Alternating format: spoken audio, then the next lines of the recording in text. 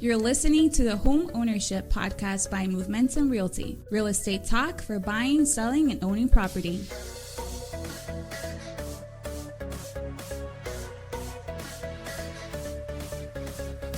Hey guys, Sean Patrick Maloney here, broker owner of Movementum Realty, located in Hanover, Massachusetts.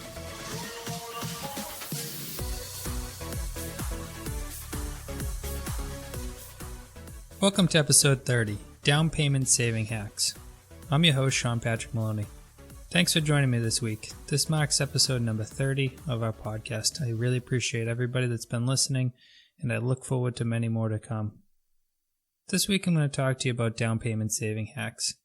In America, we're very good at spending all our money. Actually, we're even better than that. We can spend all our own money plus the money we can borrow, which is quite the talent.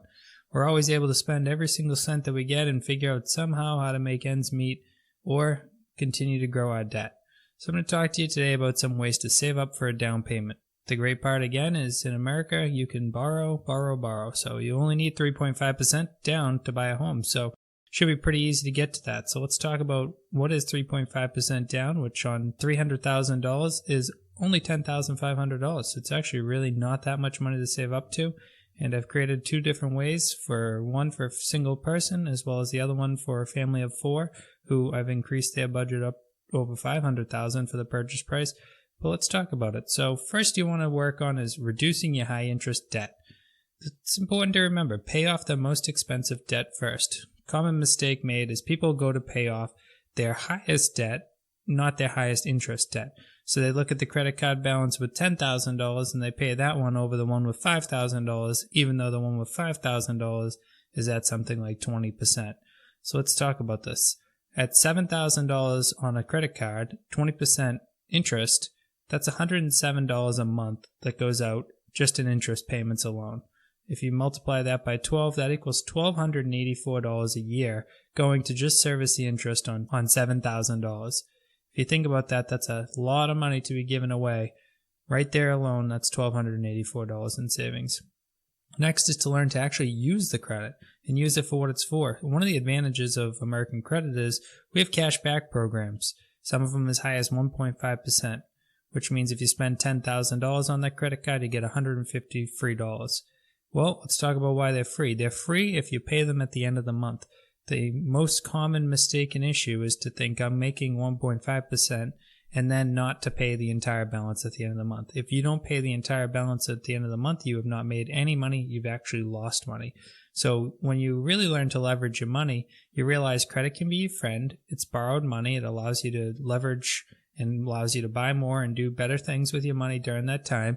It also allows you to use your free cash for other items to save money, like buying in bulk.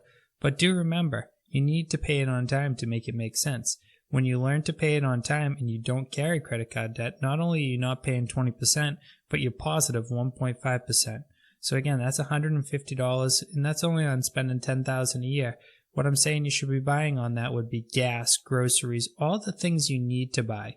The one thing that's always made the big difference is people that understand consumer credit, such as credit cards, they understand you don't need to buy more things. These aren't to go out and buy a new pair of shoes. These aren't for handbags. They're not for these frivolous vacations you can't afford and you'll figure out how to pay later. They're for items that you're already going to be buying to get more money back. In some companies like Kohl's or other companies like that, they actually will give you 30% off your purchase price.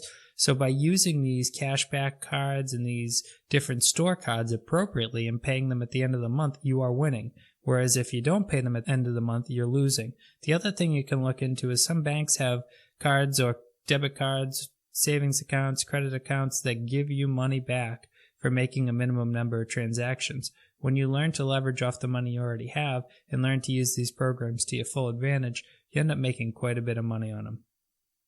The next thing we want to talk about is coupons, and that's just something that people say oh, that's outdated or antiquated. Well, I can tell you literally last night, I was behind someone in the supermarket that had $670 worth of groceries ring out at $15. So I stopped her and talked to her, and I asked her, how did you do that? Where did you find these? So one thing most people aren't doing is they're not going on the web. On websites nowadays, they have all the manufacturer's coupons you can download, print, and take with you. She had some coupons as high as $10. and realize that some supermarkets will double manufacturers' coupons up to the value of the product. So this means a lot of times you can actually get a product for free. The other thing you can do is join Facebook groups on coupons, and you can mail them. People throughout the country get coupons that they can't use, and they'll trade you what they use for what you use, and you take what you need, they take what they need, and you mail them back and forth, and you save a lot of money. The other thing is, if you buy the weekly newspaper, the circulars as well as some of the different ads put out by the manufacturers have quite a bit of value in there. Usually the newspaper will cost you somewhere less than $2-3, and inside it'll have hundreds of dollars worth of coupons. So don't be too big and high and mighty to cut coupons and to bring them into the place, as well as make sure you check out those websites. There's a lot of money in savings. We all spend a lot on groceries.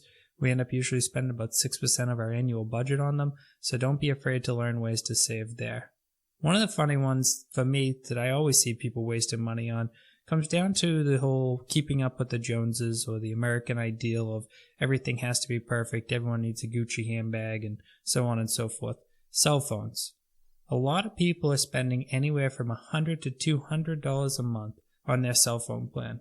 I can tell you my girlfriend has Metro PCS, which is $50 a month, unlimited everything. Works everywhere, does the exact same thing as the AT&T or Verizon counterparts, unlimited data, unlimited phone calls, unlimited text messaging, international travel. So on average, a $120 bill versus her $50, that's $70 a month, which times 12 is $840. If you think about that on a family of 4, that's $3,360 a year in savings on just your cell phones alone. So with cell phones, it's like, not only can you save that much, but also what if you don't have unlimited data? Then all of a sudden you have even larger bills. So this is a place where get out the thought process of, oh, I need AT&T, I need Verizon. Companies like Metro PCS, Cricket, all these other ones, they've come a long way. They usually just run off of the exact same network as the other company, except for under a different name. And they all mostly have a 30-day trial period where you can actually return it for free if you don't like it, as well as they give you free phones and a lot of other things. So if you add in the free phone plus that, you're literally talking thousands and thousands and thousands every single year. So let's get back to those groceries.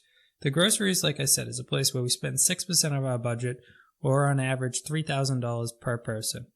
Store brand groceries are 25% less on average. So what this means is if you were a single person and you spent 25% less, that's $750 annually in savings.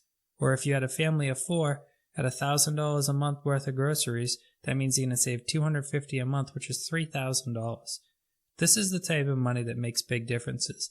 Now, if we start thinking of the $3,000 we saved there, the $3,360 we saved on the cell phone, and then we think back to that $7,000 in credit card debt, could we not pay off the credit card debt with the extra money that we have from the cell phone and from the groceries and from the coupons that we've clipped? Of course we can. So as you can see, one of the things that most people don't take into effect is the compounding interest factor of having less outflow of money and having more income means your debt to income ratio can flip-flop, and suddenly you can go from thinking that you don't have enough money to suddenly you have an excess of money. When you have that excess of money, you want to work on paying down those credit cards. You want to work on putting that money away. You want to work on maybe investing some of it. You want to work on ways to leverage off your own money. The other thing that I mentioned earlier with groceries and all the other things we're purchasing in, buy in bulk. Far too often are people going and they're buying enough laundry detergent for the next 2 weeks. Why not buy the big bottle that lasts you 2 months? If you look at the cost per ounce on that, I guarantee you it's going to be somewhere in the 30, maybe even the 40% less range for total cost. So these are all little things. And I think that's something that the American ideal, the American need to have everything.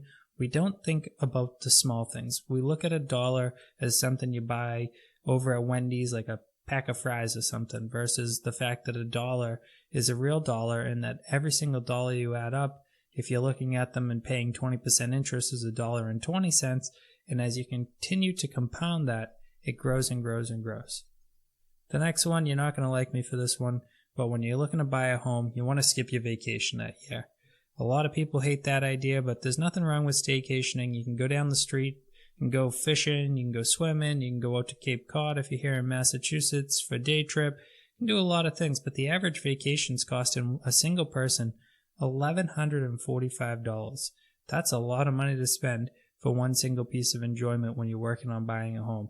Or for a family of 4, the average is $4,580.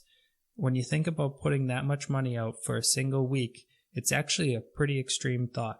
And I know we all say, oh, well, we need vacation or we love vacation. Like I said, there's no problem with staycationing. We live in a great country. There are so many different tourist attractions that are within an hour drive of your home and that cost nothing to do. You could go for a hike up in the Blue Hills here in Massachusetts.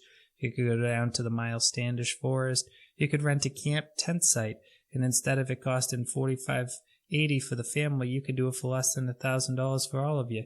Go to the grocery store, buy some store brand groceries, go out there, cook on the grill, enjoy family, don't go out to eat, don't buy plane tickets and all the rest, and suddenly now you have a lot of surplus money once again that you normally had in your budget, and now you have it towards the down payment of your home. While I was talking about that, I talked about eating out. And when you're on vacation, usually people are eating out because they don't have a kitchen there with them. Eating out in America costs 5 times as much money as it costs to eat inside the home. On average, per adult, it's $71 if they're drinkers.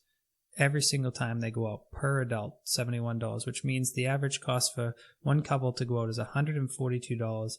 And if they only went out once a month, that's $1,702 a year. And that's only going out once a month, which, as we all know in America, it's very common to go out to eat. Everybody loves to do it. We think of it as convenient. We say we don't have time, we don't have this and that.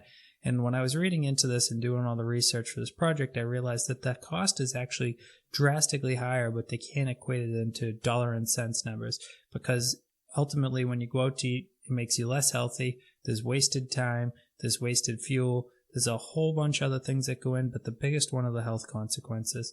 The average meal out versus in, the calorie count is higher, the quantity is higher, and the quality level is down. So you're actually hurting yourself by eating out often. And for a family of 4, if they're not drinking and they're just bringing the kids, so you got 2 adults drinking and the rest of them the kids, you're talking about $200, which again, at once a month is $2,400. That is a lot of money when you think about it, when you say that the average budget for a family is about $1,000 a month, and you're saying $2,400 to go out once a month. So that's 1/30th, and you're spending $2,400. If you times that $2,400 by 12, you're talking an enormous amount more if you would eat out all the time. So you got to think, if I can just cut back a little bit on these things, if I can just do this, I will end up with a home. And then when I have a home, it'll be even easier, because now that I own a home, I'll enjoy cooking in my new kitchen, and I can have the kitchen the way that I want it, and I won't have to go out to eat as often. So you got to look at the long-term gain. A lot of times when saving for a down payment, it can be mentally difficult, the idea of changing your lifestyle. But the reality is you got to keep your eyes on the prize. You got to focus on where you're headed and what you want versus what you're doing at this very current time. Because honestly, a year goes by very quickly. If you think back in time throughout your entire life, time flies, and just sacrificing these things for 1 year is absolutely no big deal. Clothing is a place where we spend a lot. Back in the day, we used to have just one outfit for church, one outfit for work, one outfit maybe to go out and go around town and maybe have a dress outfit. Nowadays, people have a red pair of shoes to wear with their red shirt, to wear with their red hat. This type of lifestyle doesn't allow us to save. You shouldn't be spending any more than 3.5% of your entire budget on clothing, unless it's for work. If you're an outdoor worker and you need to spend a little more on boots, or you need to spend a little more on jeans to work in, or you're working in a office environment where you need to buy some suits, you might have to flex that budget up around 5%. But when you're just spending money on clothing to look good, you might look good, but how good do you look homeless? It's a funny thing to think, but do you ever see a homeless person and be like, wow, he's really dressed well? Or do you think, I can't believe that that person lives on the street? So dressing well and then living on the street really doesn't make any sense. You have impressed nobody. And putting up a false front by going out to eat so that your friends think you're cool, going on vacation so everyone wants to see your Instagram, wearing cool clothes because people want to be friends with you, eating fancy foods, on the cell phone. And when you think about it, you're just living a very shallow life. And I don't want to call you out, but when you think about the fact that you can't afford a home, you're actually really not that cool. It's the American dream. You should be thinking a little bit deeper and further. Your friends will definitely like your Instagram when you say, this is my new house, and these are the vegetables I grew in my new garden, and this is my new kitchen, and I don't go out to eat because I own a nice, beautiful kitchen with granite countertops. So think about this. It's definitely a reason to save. Another few different items you could do would be recycling your cans. A lot of people used to do this. Used to go down to the store, you turn them in, you get your nickel back. Reason I suggest this one is not for the nickel back as much as it's for the activity to do. It's something to entertain your time, and it is a little bit of cost savings. You do get your money back. It's not new money because when you buy cans, you pay the 5-cent redemption on them, but only 50% of cans in America get recycled. So not only are you giving back to yourself, you're giving yourself something to do, as well as you're helping the environment. So the positives are all around on this one, and this is something that can be fun to do. If you have children especially, you can get them set up on it. You may not even keep the money for you. Maybe you put it in a college fund for them, and you teach them about saving. That way you can teach them about saving in their future versus the way that you learned to grow up, which is to grow on credit card debt. Unfortunately, the baby boomer generation, they really find themselves impressive and they think they're the best in the world or whatever, but they actually taught a lot of bad habits by accident. They were the first generation to really be exposed to this ultimate ability to lend, and they were the first generation to really push over the edge. I'm not insulting them. It was very tempting. It had never been done before.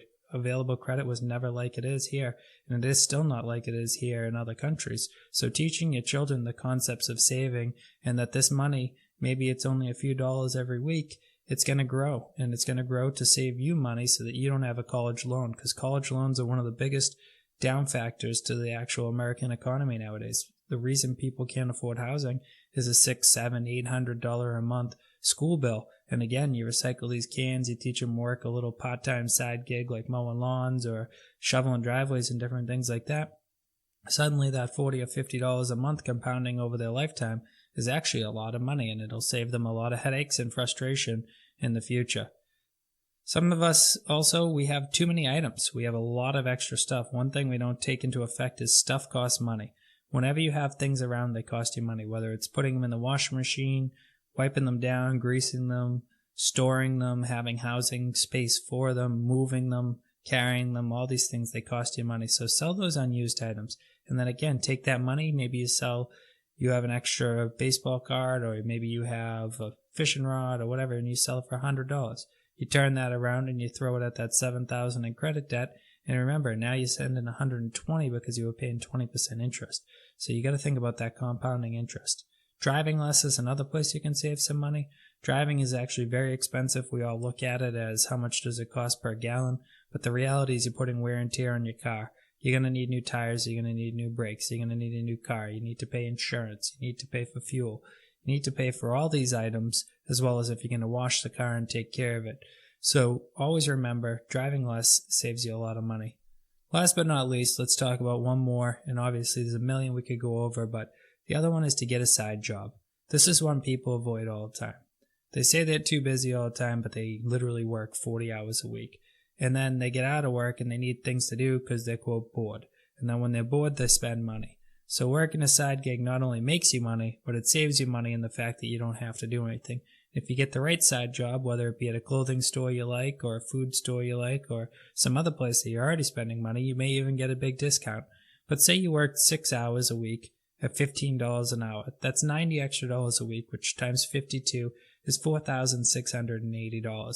When you think about that $4,680, and I told you earlier that it only takes $10,500 to put a down payment on a home, this means if you just up those hours to maybe 8 hours a week, you've more than half saved an entire down payment on a home in 1 year.